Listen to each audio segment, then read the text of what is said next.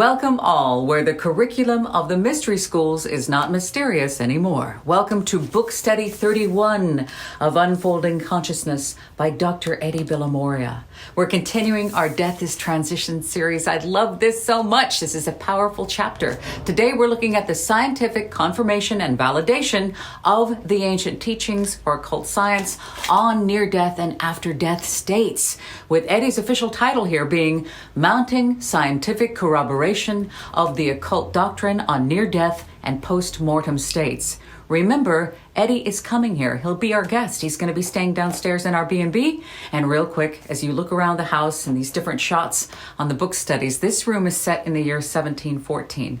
My partner is like a Time Lord. Each room is a theater set / museum with rescued and restored antiques. And the B&B is set in the year 1805. So if you're headed to Devon in England in the southwest, drop me a line and I'm happy to give you an Unfolding Consciousness special discount. I'll give you mates rates. So a special shout out to Clark from Texas, a dedicated student. I have received your questions as well as Alan Forrest. And if you have any questions or comments or insights or anything, suggestions for Eddie, please leave them here. I'd love for him to have a chance to answer them for you in person.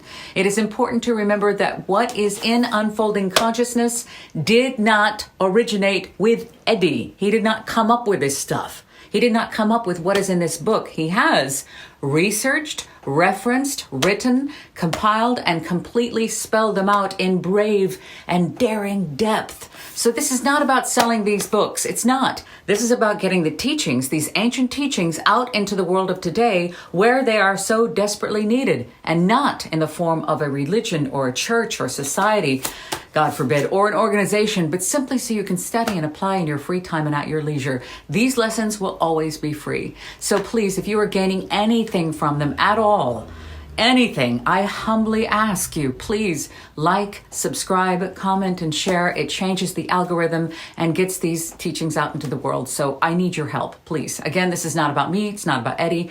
These book studies are all about you, and the teachings are center stage here, okay? So we're going to continue through in Volume 2. Remember, there are 4 volumes. Volume 2 of Unfolding Consciousness, Exploring the Living Universe and the Intelligent Powers in Nature and Humans. There are 4 volumes, and Volume 2 has a subtitle. I say this every week, but listen. It's Peering Down the Microscope, Looking Inside Man's Internal Landscapes. That is the heading of Volume 2. So we're continuing through Chapter 5 in Volume 2. Death is Transition, Time at the Door of Eternity. Love this chapter. We're on page 91, and our yellow post-it study notes for this week are: Science must corroborate occult doctrines whenever possible. That would be nice. And a physician recounting his own near-death experience, and it's not the one you're thinking of, affirms man's immortality. Robert Crookall's meticulous scientific investigation provides exceptional evidence on the afterlife. And do the weak and the hopeful fear darkness and extinction? Or do the materialists and atheists dread light and expansion of consciousness? So good, I'm going to repeat that again. Okay? Do the weak, and that's with quotation marks, do the weak and hopeful fear darkness and extinction? Or do the materialists and atheists dread light and an expansion of consciousness? That is something to think about. So how do we look at death? We're looking at death right now, because by looking at death, we can understand the meaning of life. Don't forget, you get 20% off the 4-volume set with the exclusive UC Book Study code. Just type in UC Book Study when ordering from the Shepard Walwyn website. So let's go. Mounting Scientific Corroboration of the Occult Doctrine on Near-Death and Post-Mortem States. Now, having presented the occult doctrines on after-death stages, after-death conditions, and associated states of consciousness of man earlier in these book studies, you are justified to ask whether there is any robust scientific evidence where there is no shortage of opinions, few of which are well-informed or based on thorough research and evidence. Furthermore, it is the duty of anyone who publicizes or promulgates these eternal truths to support them with scientific evidence. Or as Eddie says here, listen, this is how he says it. by such evidence as can lawfully be divulged, with direct inferences deduced from and corroborated by the evidence furnished by modern exact science. Exactly. So in the near-death experiences coming through now, a lot of this is being validated by the masses. So in chapter 4 in volume 1, it describes phenomena that are mysterious in terms of the physical sciences, like physics and chemistry, and theories of mind, based exclusively on the latter. For example, near-death and out-of-body experiences, telepathy, and psi phenomena in general. The life-transforming experiences of the NDEers, scientific confirmation of the survival of consciousness apart from the brain. Okay, there's more to us, and the reality of the paranormal as embraced by individuals such as Eben Alexander, Rajiv Party, Jill Bolt Taylor, and Arthur Ellison, renowned in their respective fields of neurosurgery, cardiac anesthesiology, neuroanatomy, and electrical and electronic engineering, were summarized. These are respected professionals, academics. Their individual experiences and investigative reports were clearly not the tales of woo-woo, Glastonbury goddesses, and gullible soothsayers, now were they? The painstaking research spanning decades on reincarnation by Ian Stevenson are especially noteworthy.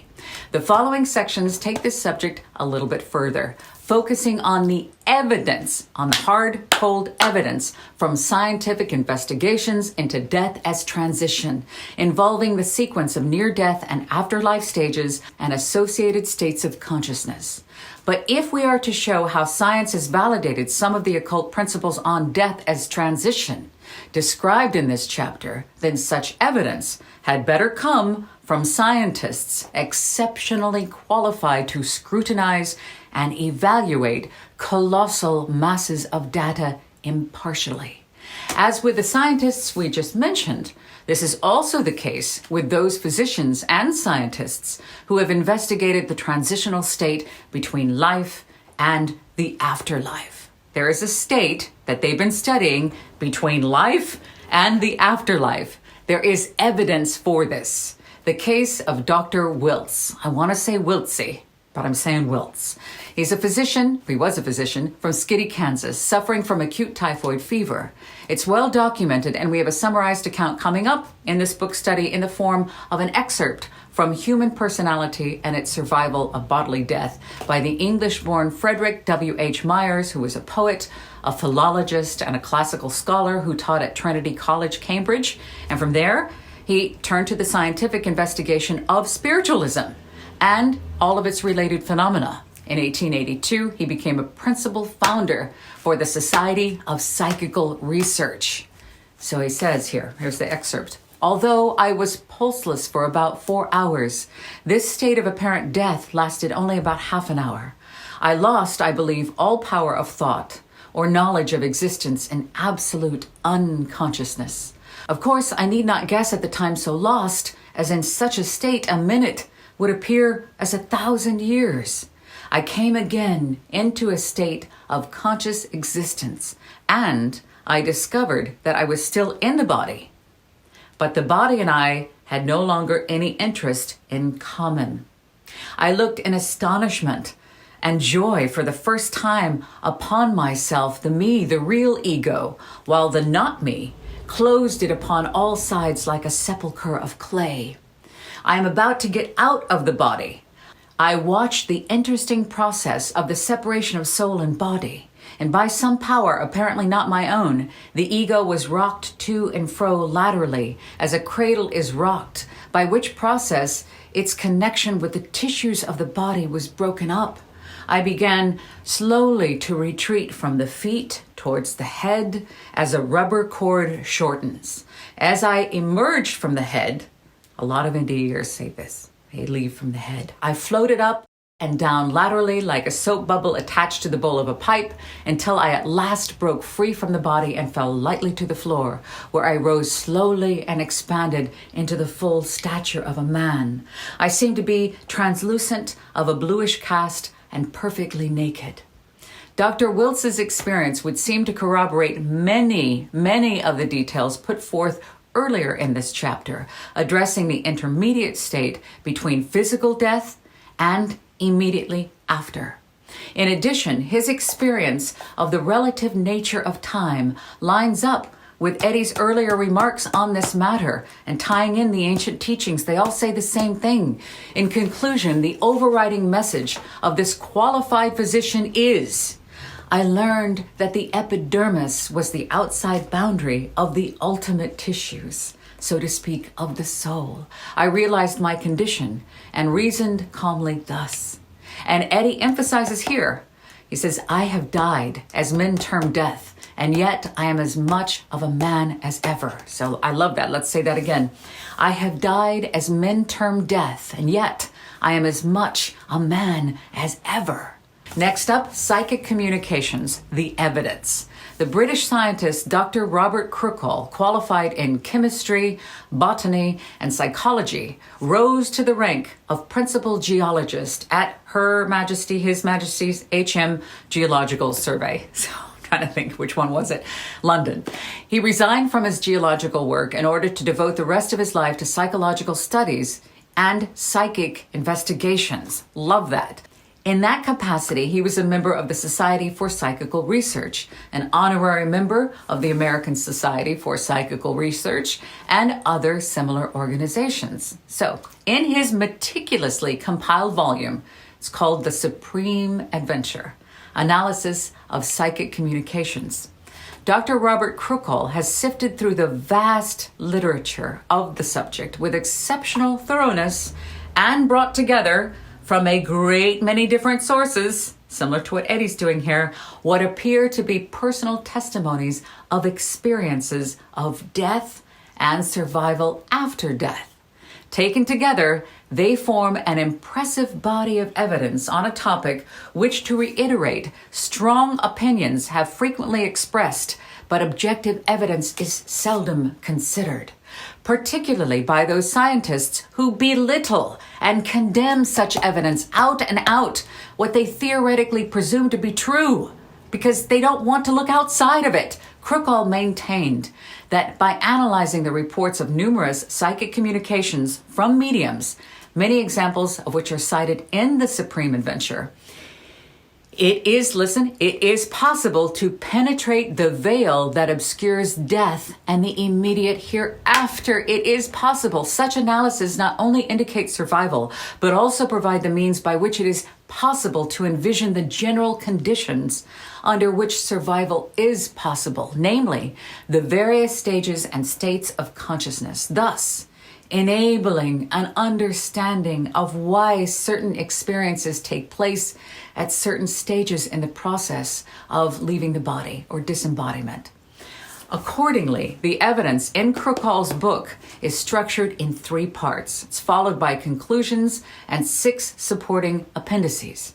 Now, the first part concerns death as transition, is described as a succession of 7 experiences. 7 experiences in death, each one assigned a chapter title, and each described from the standpoint of natural death and enforced death. Natural death and enforced death.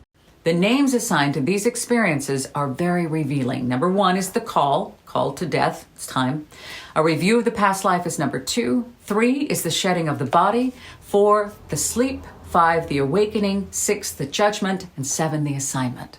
The second part is made up of itemized statements as to the total death experience, natural death and enforced death, and the connection between the bodily structure or composition, consciousness, and the environment. In the third part, the statements from the reports in the first are scrutinized and tested, and the correlation is scrutinized and tested.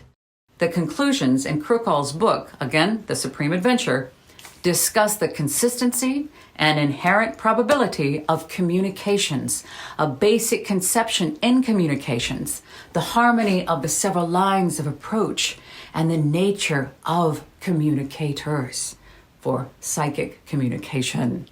Finally, the appendices deal with the qualification of the evidence, pointers to survival, 2 sources of genuine communications, the role and efficacy of prayer, prayer, and the place of psychic studies in religion. So again, the appendices deal with the qualification of the evidence, the validation, pointers to survival, two sources of genuine communications, the role and efficacy of prayer, and the place of psychic studies in religion. The stages in the total natural death experience are here, and Eddie always gives you links to its sources. So let's go to this table. Here we go. We're going to go to this table so I can show you. The states here, you have number 1, to demonstrate an afterlife description with a high degree of credibility because so many sources contributed the same information even though they were independently produced.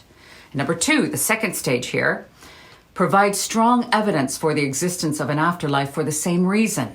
A rationally consistent set of statements derived from many independent sources. And 3, contain a high degree of correlation with the descriptions. 1, on the near-death experience described in Volume 1, Chapter 4 of Unfolding Consciousness, and particularly the second 2, under 3, the after-death states summarized in the preceding and foregoing sections of this chapter especially. This is Death is Transition, what we're studying in these book studies.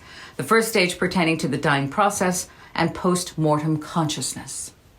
So the correlations between the 7 experiences listed in the Supreme Adventure and similar descriptive sections from this chapter, Death is Transition, Time at the Door of Eternity, are as follows. We're going to go to the second table here for this book study, and we'll see the side-by-side here. The experiences enumerated as chapter titles in the Supreme Adventure. Let's start on that side. You see the call, and then going over here from Death is Transition, you will see the first stage. So the call of death is the first stage. Over here we go, the review of the past life, that is from the Supreme Adventure. Eddie's got it described as the first transition, first stage to the second stage. Coming back to the Supreme Adventure 3 and 4, you have shedding the body and the sleep. Eddie's got it described in here in these book studies and in this chapter as the second stage of death. And then coming back over here, Supreme Adventure, the awakening and the judgment. Eddie's got it described as the second transition, the second stage to the third stage. If you want to know more, remember these are all covered in these book studies. Just go back to the preceding episodes. Number 6 and 7, the judgment and the assignment, Eddie has as the third stage. So all of these scientists working together to talk about something no one likes to talk about. Needless to say, we must look for the big picture regarding the above correlations because there is no need for us to get picky or to split hairs on exactly what is what. But they're all, look at the commonalities. Look at the commonalities. You get the gist. Now, Eddie states here quite passionately, when considered as a whole, then, this impressive body of evidence from a scientist, a multi-qualified scientist in both the physical and life sciences, would strain to breaking point the prejudices of other than the most diehard materialist skeptics who would maintain that the numerous reports of the post-mortem survival of consciousness are the delusions of naïve simpletons, which attitude is underlined by the words of materialists like Oxford professor Peter Atkins. Peter, who pronounces unequivocally, without exception, all spiritualists are sharks, feeding on the gullibility of the weak, distressed, and hopeful, who inhabit the oceans of the world. Now, Eddie follows this up with, would Atkins also opine that numerous people in England, France, and Spain who have reported after-death communications have also joined the ranks of the weak, distressed, and hopeful who also inhabit the oceans of the world, and that all of the world-renowned scientists who have meticulously investigated their reports are displaying gullibility. Well, there is some truth. There are some spiritualists, people who practice spiritualism or anything spiritual, that take advantage of the weak and the vulnerable. But remember that the New Age movement is cherry-picked from these ancient teachings. So, and there are a lot of people that like to be important and they're blinded by their own light, and the Glastonbury goddess effect it's rampant. But there is truth. And so we're looking at this. There is proof and there is truth Thank you, Eddie, for these. Listen, if you've enjoyed it here, please drop a like, share the video, leave a comment. And if you have any questions for Eddie, he will be here with us. We'll be doing a broadcast with him, answering your questions. And he mentioned to me yesterday, he said, listen, if there's criticism, that's not just, from the zealots and the madness that we get, where I get called a witch and a whore.